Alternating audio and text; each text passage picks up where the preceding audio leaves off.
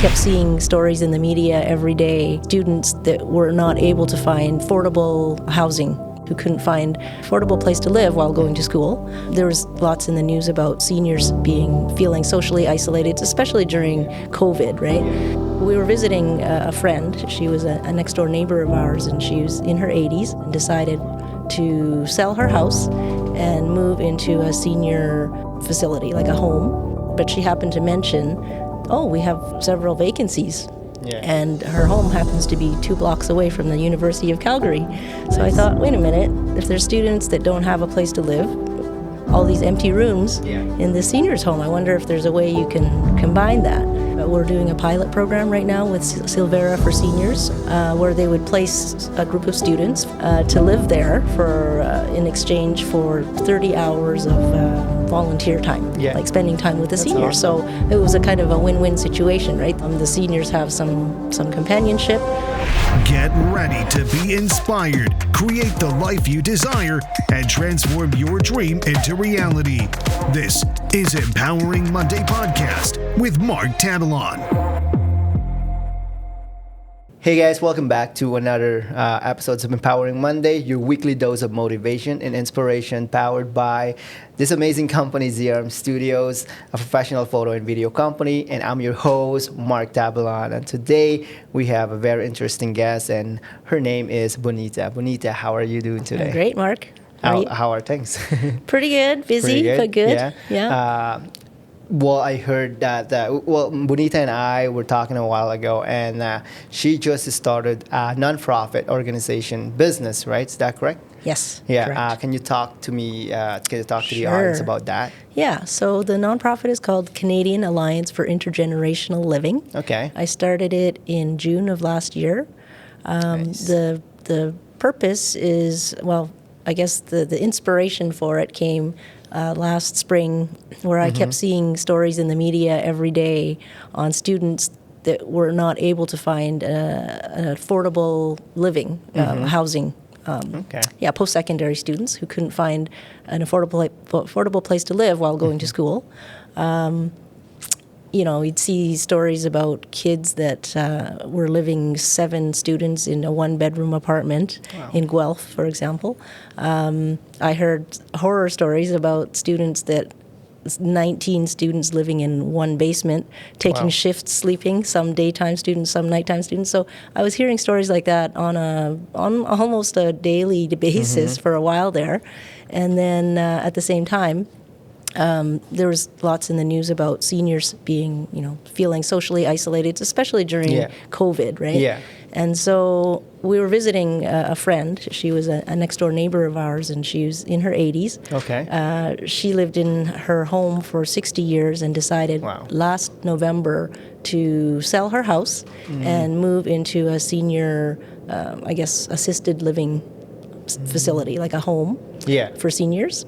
And so we continued to visit her. Her name's Pat. Okay. And so, it was a very nice place, but she happened to mention, we have several vacancies in this home. Yeah. And her home happens to be 2 blocks away from the University of Calgary. So I thought, wait a minute, if there's students that don't have a place to live, post-secondary students, U of C, for example, and there's all these empty rooms in the seniors home, I wonder if there's a way you can combine that. So I did some research and to see if there's anything like that, and I found actually in Netherlands, in the U.S., lots of places actually have been doing this for several years, since about 2010, where they would place a group of students for free to live there in exchange for 30 hours of volunteer time, like spending time with the seniors. Awesome. So it was a kind of a win-win situation, right? The students have a place to live for free. The seniors have some companionship. That's right, yeah. And so I thought, I wonder if there's anything in here in Canada that does that. And I couldn't find anything that was a sustained program. Like I could find like one-off experiments here and there, mostly before COVID, or all before COVID. Yeah. So I thought, okay, why don't I just start this myself and see what we can do? Because I kept seeing, there actually are quite a few vacancies that you wouldn't expect in the seniors' homes. Yeah. And I thought maybe we could do something here. So that's why I started it. That's very awesome. So it's actually a brilliant idea, or like, like those vacancies and stuff like that, instead of like just empty spaces, empty. then might as well Use it. use it, right? Yeah. And the good thing about that is like the student could have a conversation with the older Exactly. people, and they will, it just changes the whole Exactly. environment. The seniors are, I didn't mention, but we're doing a pilot program right now with Silvera for seniors. So we That's awesome. just selected 2 students, Wow. one from Mount Royal University and one from Bow Valley College. And they will be moving into the Westview Town Suites. It's in the Glamorgan area, so they'll be moving in September and living there for the next 8 months. Okay. It's not free, but it's very affordable, and they basically get to live there for a very, very reasonable rate, while helping out with some of the programming at the home. So That's awesome. they'll get to do really fun things, like they're doing virtual reality for seniors, for example. Yeah. Seniors are not that familiar with that technology, but younger technologies people and are. stuff, They will do some filmmaking. They want to actually do podcasting Oh, for wow. seniors. That's They want to awesome. do some fun things that, typically you wouldn't think that seniors are into, but if you have a little bit of encouragement from some of the younger folks. That's true. Silvera is doing some really interesting things with the students, so it's going to be very exciting to see. That's awesome. Well, what is the main reason why you wanted to help these students and the seniors, to be honest? It was just a need. I saw there's a need on both sides, right? There's a need on the student side for affordable housing, and there's definitely a need for seniors to have more opportunities to engage with other generations, younger generations. And, a lot of these seniors still have a lot to give, right? That's right. So it gives them an opportunity to mentor the students as well. So it was more an opportunity than anything, but it does, once you see the interactions, it just is really heartwarming, and it just kind of spirals. And I've had so many people reach out wanting to help because it's a feel-good story, right? Exactly. And we need more of those. Exactly. I think like helping people is like the best way to experience happiness. Yeah, exactly. Yeah, especially us, like business owners and stuff like that. It's just like so good to just help other people in any ways you can. Yeah, it makes you feel good, and it makes you feel like you're making a difference. Exactly. And guys, we need help for this new venture that Bonita is doing right now. Since it's a nonprofit, so if you guys want to donate some charities and stuff like that, you can just contact her. Unfortunately, we're not we are a nonprofit. Okay. So we're not a charity yet. So we can't accept individual donations from individuals, but we can. We are working with some corporate sponsors, so to help expand the programming. We did apply for a government grant for this pilot, but we see this expanding beyond this. The home's really excited about continuing after this first year, and we'd like to see this in all the homes in Calgary if possible, where if there's vacancies. So if there's any homes out there that would like to reach out, we're happy to help launch similar programs in other homes. If seniors or students are looking for need some help, we can help match you. So it's kind of a matching, almost like a matching service. But it's not just in Calgary. We're expanding. We're doing a pilot in Victoria, BC as well, and other students, and actually parents of students have reached out to me from Ontario as well to see if we can start something there. So I see it snowballing. That's awesome. Yeah, so you're expanding, right? Yeah. So it's really having exciting. said that, it's like you've been running this for almost a year Almost now, a right? year. Yeah, so Almost it's like a year. 11 months. Yeah. June next month. Yeah, so 11 months. What was your main struggle growing this non-profit organization? Well, this is not my full-time job. I do have a full-time job.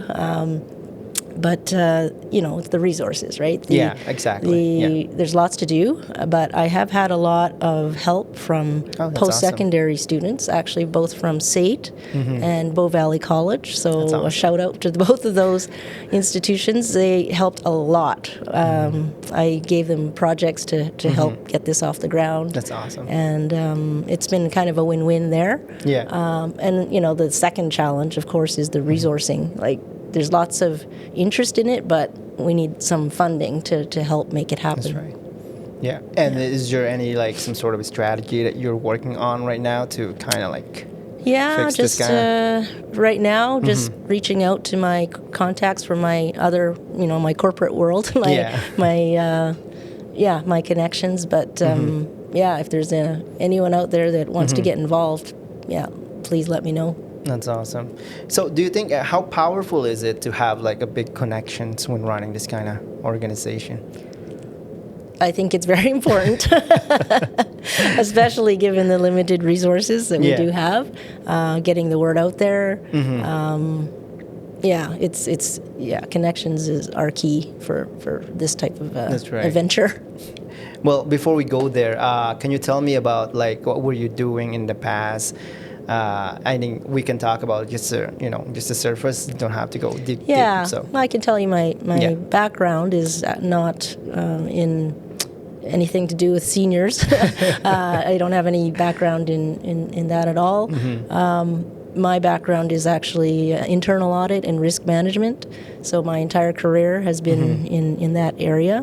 My full-time job is still in the area of internal audit and governance. I kind of think that maybe, what I've learned in my professional career has kind of helped me get this off the ground, because like you said, it's been less than a year, and it's actually running pretty well. Nice. It's just the resourcing part, and if you can find good people to help you, you can do anything really. There you go. Yeah, especially those people who's willing to help. Yeah. Right?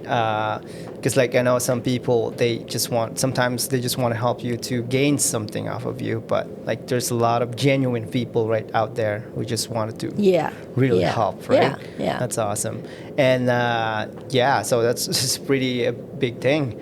Yeah, to be honest, it's like running a company is really hard, but you only been running this for like less than a year, and you said the background, like I said, in my background, I learned the process. I've learned, I know what to do, but it's having the resources, like the people to help me get it done. That's more of the challenge, right? So that's right. Yeah. And that's right. The resources, and I'm only one person. You're only one person right now. Are you like trying to expand with? I would like to, for sure, but it's a chicken and an egg, right? Like it's there's right. certain it takes time to build that, and especially in a nonprofit nonprofit world is difficult, especially during COVID. Like a lot of nonprofits ended up shutting down because the COVID, right? resources dried up, right? So I think that's always the challenge with nonprofits is finding that recurring funding to provide the services and the programming that we want to put out there. That's awesome. Yeah. During the COVID days is really, really hard for businesses to grow and even run a business, right? Yeah. And then you came up with this idea right after COVID. Yeah. And actually, speaking of COVID, I think that's part of the reason that there are so many vacancies in these seniors' homes now. That's right. During COVID, some of them got a pretty bad reputation. They're not all the same, but it just kind of everybody gets painted with the same brush. That's right. And now, after COVID, I think some of these homes are finding it difficult to bring people back. That's right. A lot of seniors are now looking to age in place to stay in their homes. And that's creating some difficulties for the seniors assisted living, the organizations themselves. Yeah. So I had a home in Airdrie reach out to me about 2-3 weeks ago saying that they had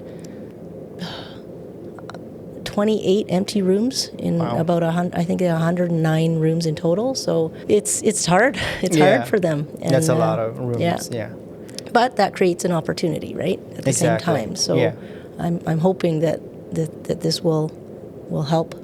100% for sure. Yeah, it's like COVID was like the most difficult time of all the businesses before. Yeah. And it's sad to say that some businesses still suffering after years of this thing being done. Yeah. Because we were done for a long time with COVID, and it's a good thing to say as well, because like there's a lot of businesses that just grew during COVID, right? Sure.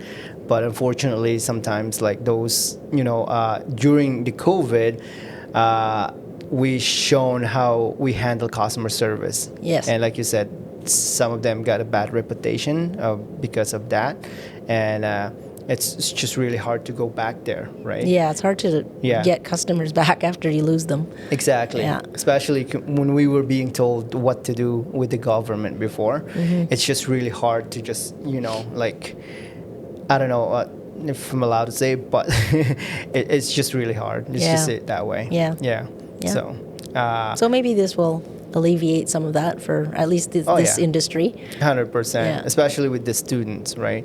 Students nowadays, they're really suffering with, this economy, especially like look at the gas right now, right? Yeah, everything's Housing so prices, expensive. it's getting expensive. Yeah, But then there's this student that they just wanted to, just wanted to go to school, learn, and during this time they wanted to do part-time, and that's sometimes not enough. yeah, Right. yeah. That's why you came in and Yeah. help the students, which is great. Yeah.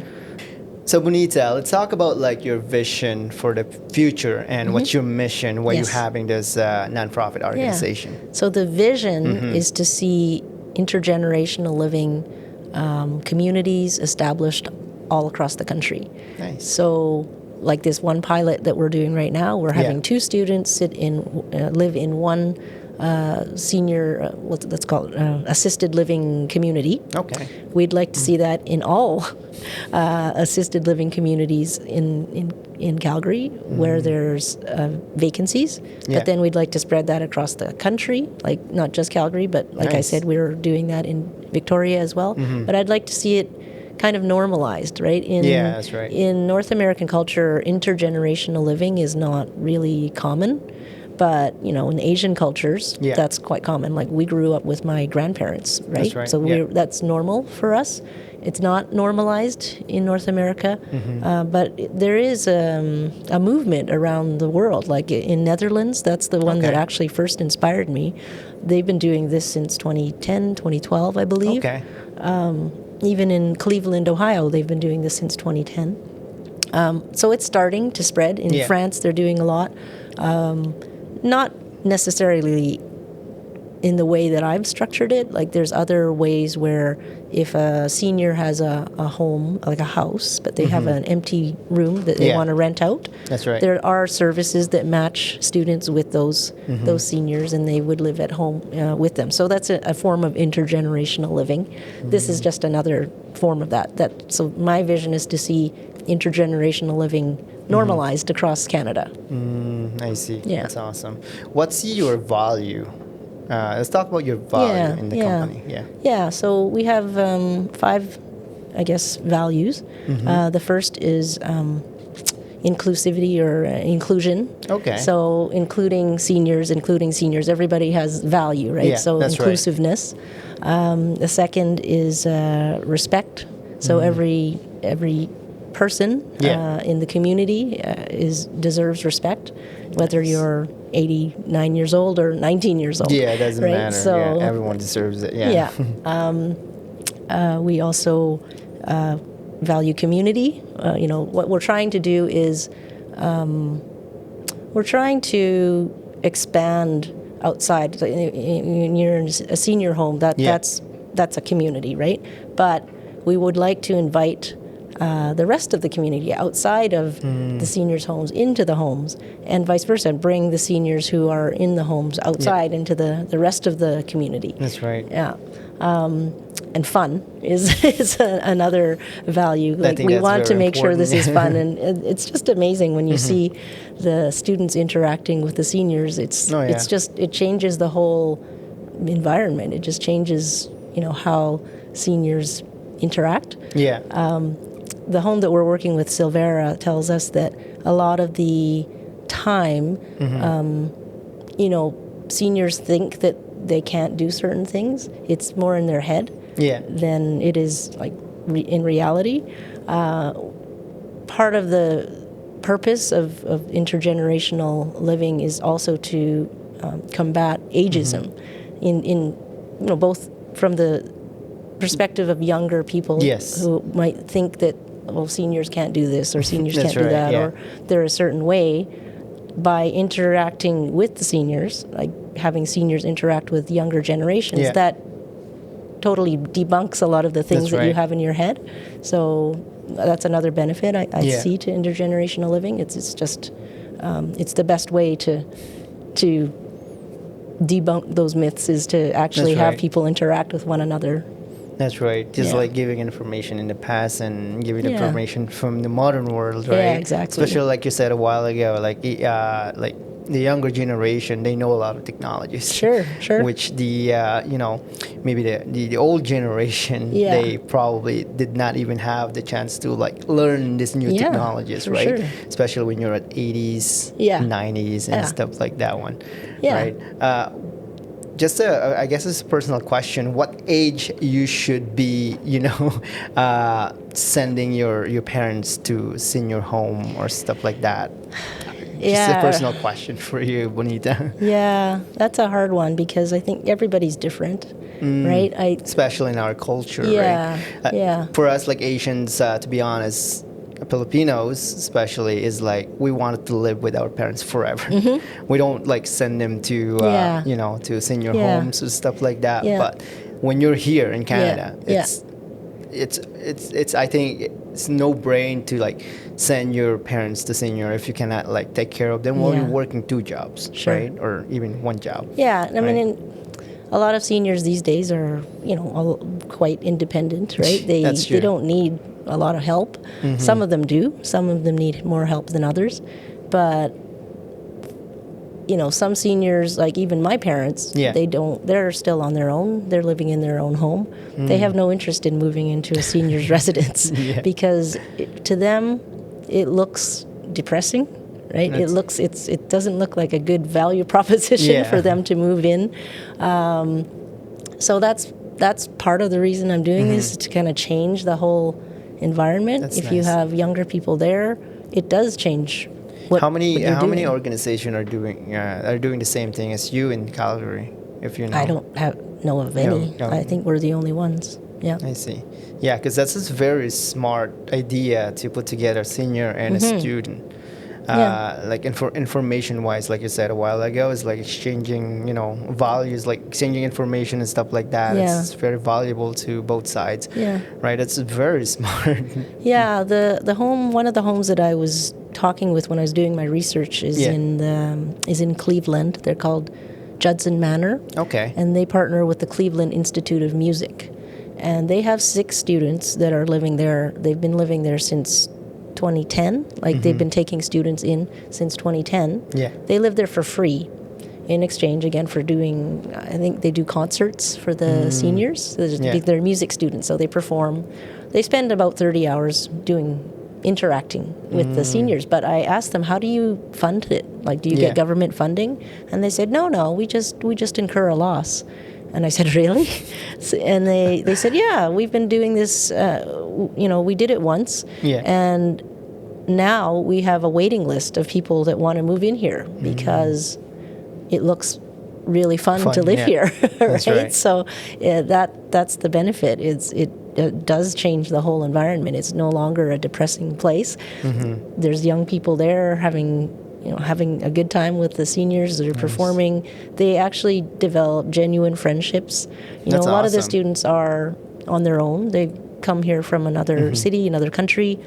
They have no family That's right. Yeah. in the city. So now all of a sudden they have 30 new grandparents, right? They That's have a true. whole community. That's and true. there was a story, I think one of the students ended up getting married, and they had the wedding in the seniors' home because That's they awesome. have all these friendships with these Yeah. seniors, and they all wanted to come to the wedding. So yeah. So might as well do the wedding there. Yeah, Instead yeah. of like bringing the 30 but they're grandparents. they're real genuine awesome. friendships, right? Yeah. And it's just amazing to see. That's awesome. Yeah, especially when because we're immigrants, right? Yeah. Coming from like other countries, right? Yeah. Are your parents ever think of like going back home and then No. just stay there? No. Yeah. Like Yeah. I don't know. My parent is like thinking of like going back home in the Philippines. He just Oh. retired there. I think a lot of Filipino parents thinking the same because they don't want it to stay here, and because like they have all their families back home and stuff like that, right?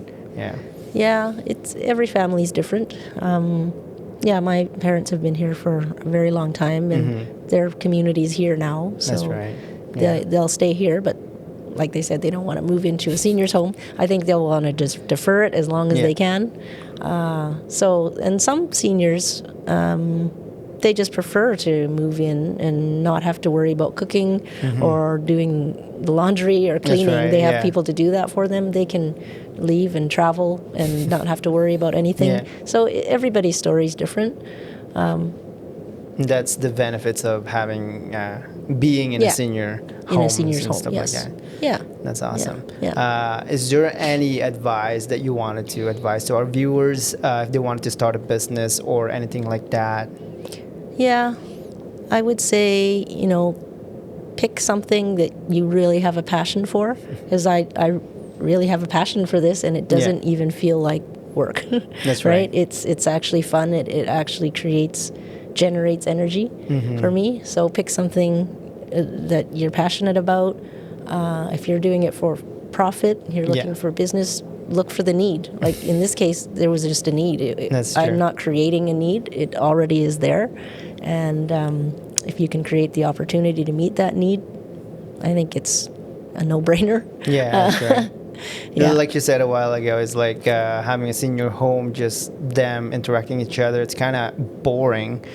But with the young ones, you actually found a solution how we can make things fun for both sides, right? Yeah. And then you're helping a lot of people in that sense. Yeah. That's awesome. Is there anything else that you wanted to say to the audience? Yeah, if you're interested in this idea at all, please feel free to reach out. Like-minded people who are interested, so we can get involved in any way you see fit. I guess the passion is the first thing. If you that's right. align with this, what we're trying to do, let me know, and we'll make it work. There you go, guys. I think if you guys wanted to know more about Bonita over here, we'll put all the information down below so you can search her, or you can go. Do you have a Facebook or Instagram or any? We do. Because I know you have LinkedIn. Yeah. Well, we do have Facebook and Instagram accounts for the organization. Kale, I believe it's Kale Calgary on Instagram. I'm not great on the social media myself, but I have someone that I'm meeting with today. Nice. She's going to be our social media manager, so it'll get out there. Yeah. And but Kale is CAIL is the acronym. That's awesome. Type that in, you might find us. Well, we're going to get all the information from you anyways, and then we can just, put this in the description. Great. Yeah, so that they can find you. Appreciate that. Yeah, that's awesome. Anyways, guys, thank you so much for watching this podcast. I hope you learned so much from Bonita over here with, having a nonprofit organization. If you want to help her, like she said, you can just contact her. And if you guys are having the same value as her and the same vision and stuff like that, maybe you guys can work together. So awesome. That's awesome. Thanks, Mark. Well, thank you so much, guys, for watching, and I'll see you guys in the next one. Thank you, guys. Thanks, Bonita. Okay, thank you. That's all. Okay.